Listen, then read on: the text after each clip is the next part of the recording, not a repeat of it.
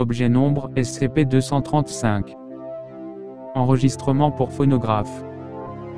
Classe sûre. Procédure de confinement spéciale. À ce jour, 4 instances de SCP-235 ont été retrouvées. Tous les SCP-235 doivent être stockés dans un casier de stockage sécurisé dans le site 76 reliquaire de recherche et de confinement. L'autorisation de deux responsables de niveau 2 est obligatoire pour récupérer une instance de SCP-235 pour des recherches ou des tests. Description: SCP-235 semble être un phonographe d'enregistrement en gomme laque du type qui était communément produit à la fin des années 1920. Chaque SCP-235 a une étiquette blanche avec le titre en lettres noires. Chaque enregistrement contient une chanson différente comme indiqué ci-après.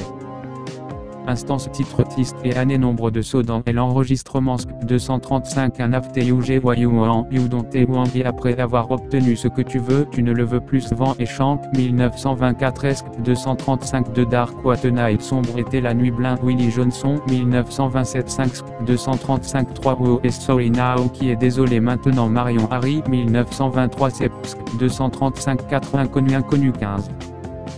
SCP-235-4 n'a pas d'étiquette et contient une chanson qui n'a pas été identifiée. La musique n'a pas de paroles et est un lent, lugubre chant funèbre.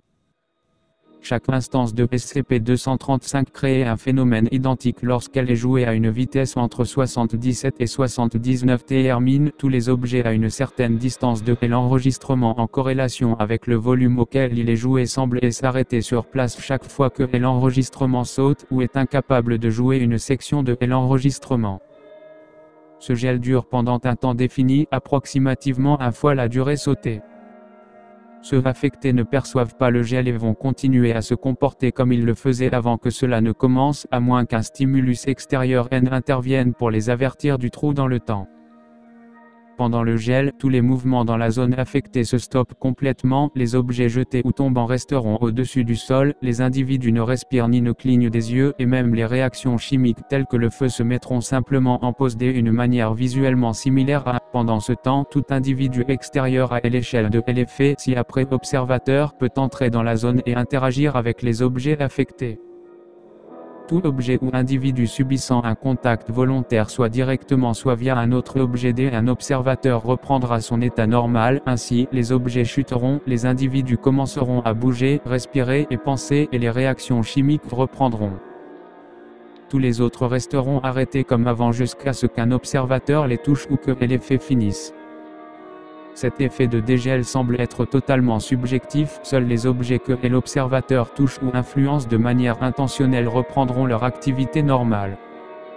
Les phénomènes communs comme la pluie et le vent n'auront aucun effet sur la zone et agiront comme si tous les objets dans la zone affectée étaient rigides et non absorbants.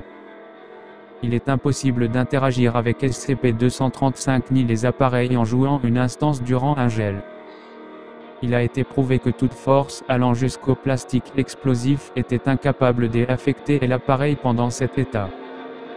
Ni les copies ni les enregistrements de SCP-235 ne montrent les effets anormaux de SCP-235. Il est théorisé que les effets de SCP-235 soient causés par une anomalie spécifique aux enregistrements en eux-mêmes et ne soient pas attribuables au contenu des enregistrements.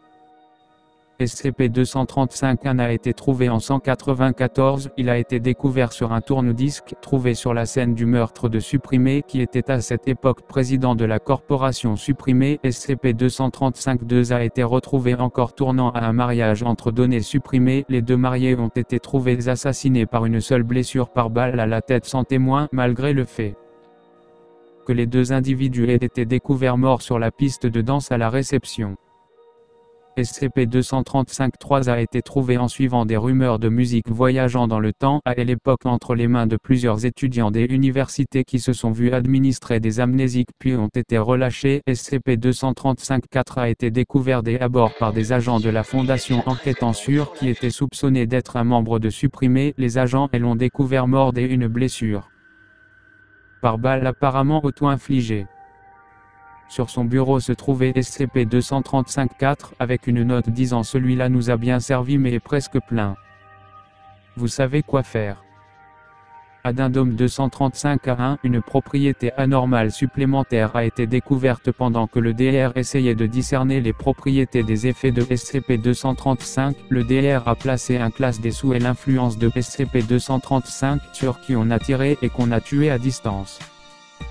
Alors que, en soi, ce test produise des données peu utiles, il a été noté pendant l'écoute suivante que l'enregistrement sautait à un passage qui était joué normalement auparavant.